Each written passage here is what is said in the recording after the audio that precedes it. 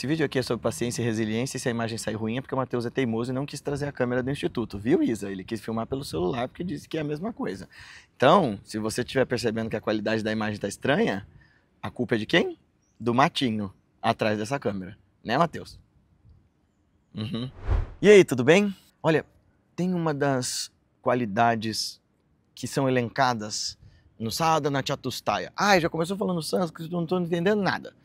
Tem uma das qualidades essenciais para a aprendizagem espiritual que os estudantes e buscadores do Vedanta elencam como uma das condições sine qua non, sem a qual não, né? Que sem essa qualidade não dá para prosseguir, que chama-se titiksha. O que é titiksha? Não estamos falando sobre dejetos de pássaros. Titiksha é resiliência ou paciência. Titiksha é a capacidade de não se dobrar ante ao mal, de não se dobrar ante a injustiça e a calúnia, e ou ao seu próprio cansaço, e ou à sua própria exaustão, desânimo, desamparo. E todo caminho espiritual vai ter uma forma de falar que sem paciência, sem resistência, sem resiliência não dá, porque entrar num caminho real e consistente de autoconhecimento, ainda que ele seja completamente laico, tipo terapia de verdade, vai gerar celeumas no espaço em que você está, vai gerar perturbações, vai gerar ruído, vai gerar desconforto. Não é só você que vai ficar incomodado com o seu processo de morrer antes de morrer. Não é só você que vai criar situações do seu inconsciente e se auto-sabotar no caminho. Ao contrário, você vai sofrer resistência até das pessoas mais queridas e mais amadas. Sabe, quando eu estava lá no Perseverança, era pequenininho, minha protetora, minha mentora na época me falou para prestar atenção numa música que eles cantavam sempre. Era uma música do Roberto Carlos. E eu achava meio piegas até eu prestar atenção na letra, e o cara passava a música inteira lamentando, sabe? Dizendo assim, olha, eu sempre quis fazer o bem, eu sempre quis ajudar, eu sempre fui uma pessoa legal, eu sempre fui uma pessoa muito show de bola, e todo mundo não... E houve quem não me entendeu, o refrão é esse, houve quem não me entendeu e disse coisas que eu não fiz e arrancou o que eu plantei, desafiando a minha paz. E o final da música é o que vale ouro, né? Ele vai o tempo inteiro, mas houve quem não entendeu, e me caluniou, e me achincalhou, e olha, eu sempre quis fazer o bem, eu sempre... Aí no final ele fala assim, mas quem não entendeu fui eu, que se esqueceu quem foi Jesus e fez um bem maior que o meu, um bem muito maior que o meu, e mesmo assim morreu na cruz. Não é sobre resignação, pelo menos na forma como eu fui ensinado por essa grande professora nessa música, e depois fui reensinado sobre isso pelos meus professores do Dharma, pelos meus terapeutas, pelos meus grandes amigos. Não é sobre resignação, não é sobre você se conformar, tomar a forma do seu sofrimento. É sobre você saber resistir a ele. É saber fazer uma coisa muito interessante, uma alquimia da consciência a partir do material que lhe é dado. Isto é, se a vida está te dando limões, faça uma limonada, o velho clichê. Se a vida está te dando energia na forma do sofrimento e da contrição, cabe a você e a sua postura decidir como é que você vai querer reagir àquilo. E hoje a gente vai dar uma lida em alguns poemas e ensinamentos dos mestres do Dharma, a Gita e os outros Shastras, e poemas dos mestres, para ver o que eles dizem sobre essa história de que quando a gente acha que está sendo injustiçado, quando a gente acha que está sendo caluniado, quando a gente está sentindo que está sofrendo oposição, por buscar o nosso caminho autêntico de individuação e crescimento, o que é que a gente tem que fazer? E isso é sinal de quê? Que o problema está em nós, que o problema está no mundo, ou algo diferente dessas duas coisas? Que eu devo reagir, que eu devo me resignar? O que eu preciso fazer? Como é que eu dou conta de ser resiliente em meio à injustiça? Como é que eu dou conta de manter o ânimo para continuar meu processo de crescimento e de desenvolvimento, apesar de saber que com toda certeza isso vai incomodar quem está em volta de mim, especialmente as pessoas que eu mais gostaria de ver por perto, aprovando e aplaudindo e celebrando quem eu estou me tornando.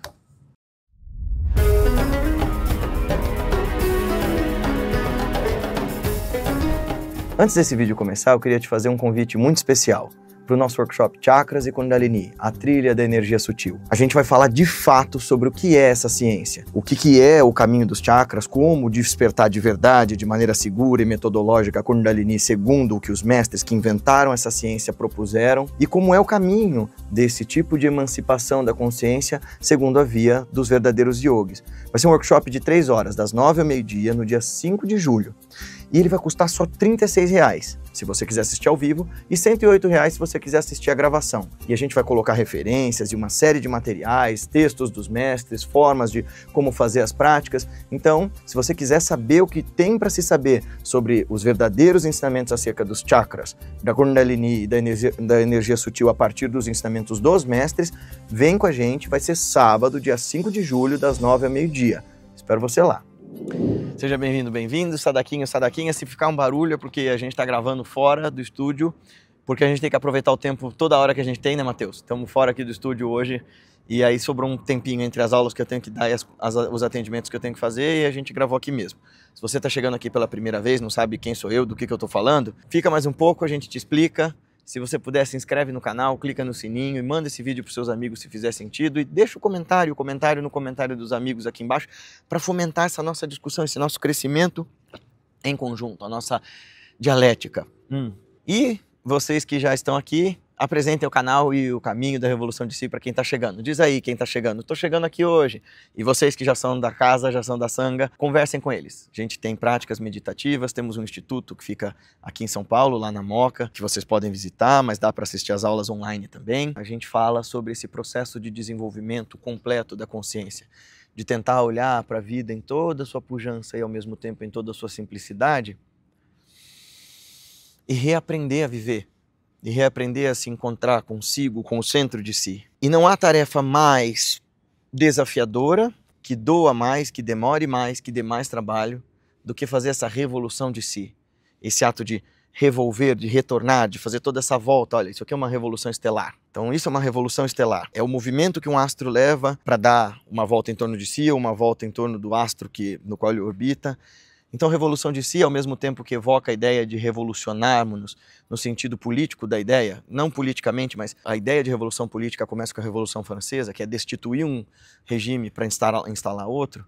Então, nesse sentido, revolução de si é destituir o regime do ego, destituir o regime, o império dos sentidos, o império dos medos, o império dos condicionamentos para instaurar o regime da liberdade, do Atman, da consciência plena e inteira. Mas ao mesmo tempo é a revolução de si porque é todo o caminho que você faz em torno de si mesmo para voltar para o seu lugar. E fazer isso custa. E lá vem ele vender curso? De jeito nenhum. Antes fosse assim.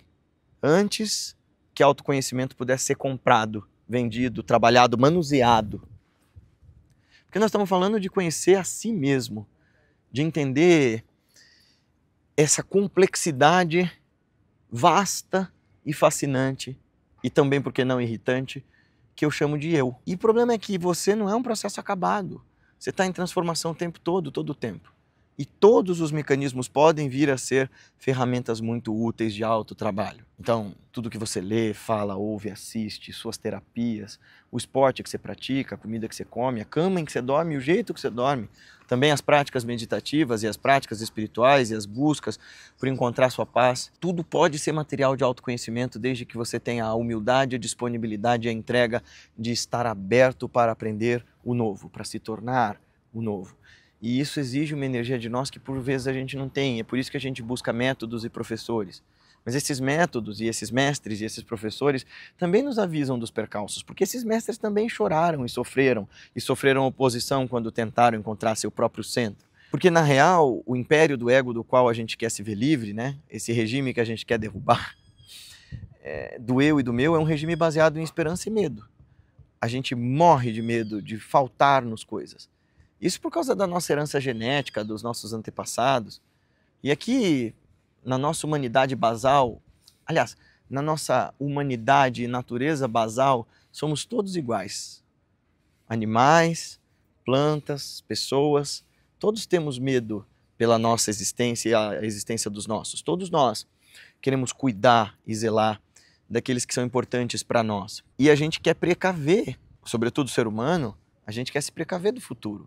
Da doença, da velhice, da morte, da guerra, a gente quer se poupar do sofrimento. Mas o sofrimento é inevitável, então quando você começa a perceber a transcendência, a escapar do sofrimento, a se trabalhar e se descobrir diferente, você vai ver que as pessoas que estavam ao seu redor, conformadas, ou seja, tomadas na forma do sofrimento, tomadas na forma do costume, naquela maneira insensível, aquela maneira sonâmbula, inconsciente, inconsequente de viver, elas não vão querer seu despertar. E isso em termos de despertar da integridade do ser, no caso, por exemplo, da individuação do Jung ou da cura terapêutica do Freud, ou ainda muito mais longe, no caminho para a iluminação que os mestres nos dão. Não é fácil e não é simples. No fim da história, você vai ficar se questionando e duvidando e desgostando por um período curto, talvez, da sua própria companhia. Porque você vai estar inadequado para os meios, você vai ser o rebelde, você vai ser o esquisito. Claro, toma cuidado com a unilateralização dessa persona, né? Virar, eu sou o rebeldão. Mas às vezes você vai buscar ser o cara que se adequa e ainda assim você vai tomar lambada. Você vai ver pessoas que você amou muito virando as costas para você. E a isso os mestres têm coisas lindas para responder. Por exemplo, quando você de fato se tornar livre, quando você de fato se tornar você, você vai incomodar. E, por exemplo, a Lala Did, ou Lal Did, ou Lalishvari, uma grande mestra Shaiva mística da Caxemira, né? Uma mestra tântrica, disse assim: ri de mim, ó povo, mas saibam, cada gargalhada sua me levou mais fundo, pois a alma, quando caluniada, encontra atalhos para Deus. Esse é um paradigma, gente, com o qual nossa sociedade egocêntrica e egoísta não está preparada para lidar. Os mestres celebram quando eles sofrem perseguição e calúnia. Me incomoda até hoje, aqui confessando para você do meu ego, da minha sombra, que quando eu leio os mestres, eu sei que há verdade ali, mas quando eu leio o mestre Sufi dizer regozije-se quando falam mal de você, quando te perseguem, quando te caluniam, me dói. Vocês que já acompanham aqui o canal sabem, eu fui expulso de vários lugares que eu amei, defendi e zelei para estar. Claro, havia profundas inadequações do meu ego ali, até porque eu era muito novo e ninguém estava preocupado de me explicar nenhuma dessas coisas. Mas, né, ser expulso do lugar no qual eu nasci, que eu fui condicionado a acreditar que era a grande casa de Deus e de repente eu sou expulso, eu sou quem? O demônio? Os mestres dirão, regozije-se com isso. Hoje, olhando em retrospectiva, eu sou bem grato por ter saído do espiritismo, por exemplo.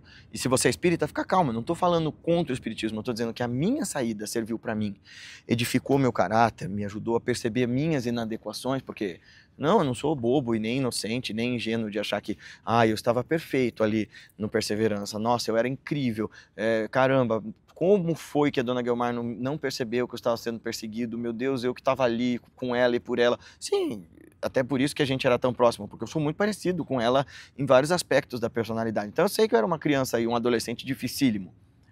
Ainda mais quando você tem o problema de ser inteligentinho. Ao mesmo tempo, você está ali de coração, você está sincero ali. E a música que eu falei no começo me ajudou a perceber muito disso.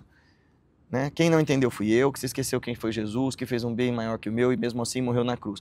Isso não é a resignação cristã de dizer, eu sou só um verme do verme do verme e eu tenho mesmo é que ser punido. É dizer assim, cara, o ser humano é esta grande porcaria quando ele está envolto nas trevas de seu egoísmo, de seu egocentrismo, de sua egolatria.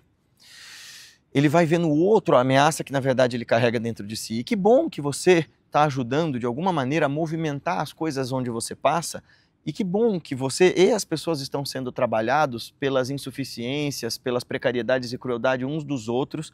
E que bom que você está se dando a chance de se trabalhar para crescer com isso, porque não é todo mundo que vai fazer isso. A maior parte de nós, e é claro que eu me incluo aí, vai tender a transformar as coisas em ressentimento. E aí você vai precisar de um longo, doloroso, amargo trabalho, mas também muito lindo e compensador, de conseguir trabalhar esses conteúdos e não deixar eles te atravessarem da mesma forma. E aí, sobre isso, os Shastras dizem para nós, né? O Narada Bhakti Sutra, por exemplo, diz: aquele que permanece equânime diante da honra e da desonra alcança o amor supremo, pois vê em ambos apenas o jogo de Deus. Essa é uma perspectiva Bhakta, essa é uma perspectiva Sufi. Então essa é uma perspectiva profundamente Bhakta que vê tudo como o grande lila, o grande jogo de Deus. A experimentação do ser infinito em infinitas formas finitas. Louvado seja meu inimigo, diz Kabir Das, o mestre que é tanto Sufi quanto hindu e quanto nenhuma das duas coisas. Louvado seja meu inimigo, que limpa meu espelho melhor que um amigo. Ele aponta minhas manchas e me ajuda a ver o que eu não via. Pois é, eu celebro a oposição que os outros me fazem porque ela me dá a chance de ver onde é que ainda eu estou sendo incoerente, insuficiente, inconstante. Mesmo quando me amaldiçoam, Tulsidas, o grande tradutor do Ramayana para o Hindi, mesmo quando me amaldiçoam, vejo nisso a graça de Shri Rama, pois o insulto queima o ego. E onde o ego morre, Deus pode entrar. Mas que trabalho você tem que ter para deixar o insulto queimar o ego. Ele queima e arde. E geralmente você quer o quê? Revidar, se vingar. Você está se sentindo injustiçado e quer uma compensação. Mas quando você abandona a ideia de compensação e vê que se isso tudo é sonho e isso tudo é nada, ficar lidando com essas pequenas coisas de modo arraigado, de modo apegado, diz mais sobre você e a sua insuficiência do que sobre a pessoa que te ofendeu. Se te atravessa, é porque você contém coisas que espelham-se aí. Ibn Arabi, por exemplo, fala o seguinte: eles falam mal de mim sem saber que são instrumentos do amado, pois o amado se oculta em todas as vozes e até no insulto ele me educa em humildade. Se aquilo ressoa em mim, é porque de alguma maneira é material para eu trabalhar.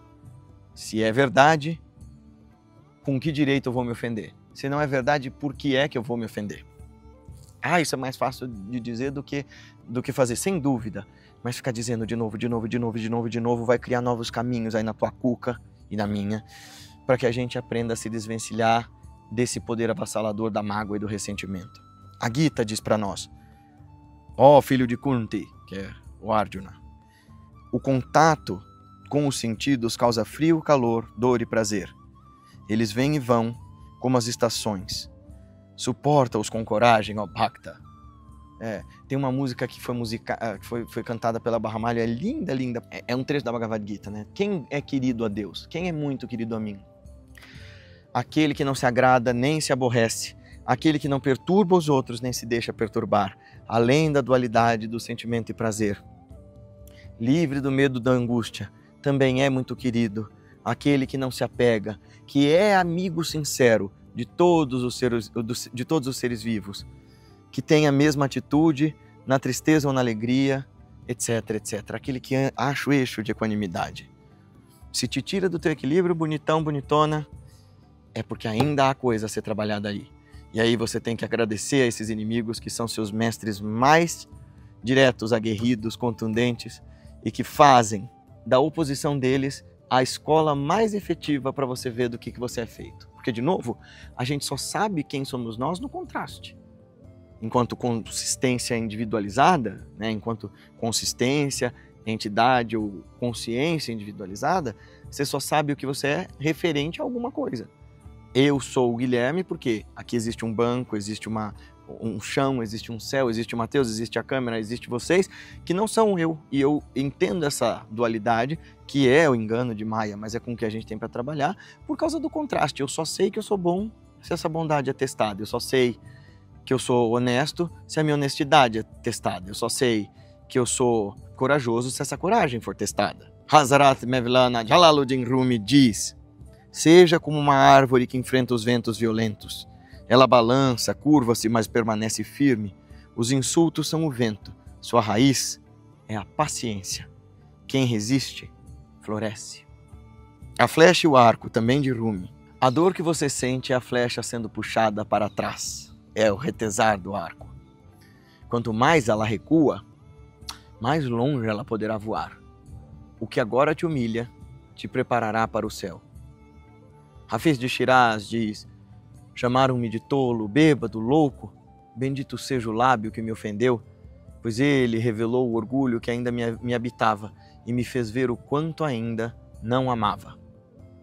Se eu sou capaz de sentir ressentimento e raiva contra aquele que me ofendeu, eu ainda não amo em plenitude. Se eu sou capaz de sentir raiva e tristeza de mim por causa das ofensas do outro terem ressoado em mim, eu ainda não amo em plenitude.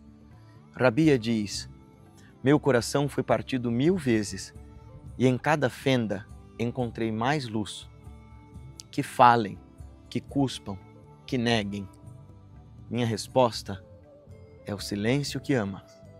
E o santo Tukaram, Shri Tukaram diz: eles me chamaram de hipócrita, de louco, de ladrão, mas tudo isso é vento que move o moinho, transforma insultos em pão espiritual. E para fechar, a Avaduta Gita, que é o texto que a gente está estudando aos domingos no Instituto, diz: eu não sou o corpo nem a mente, que me insultem e me louvem, Eu sou o espaço onde tudo vem e vai e nada adere. Ache esse lugar de silêncio. A partir das práticas, a partir do aquietar, a partir do querer o bem.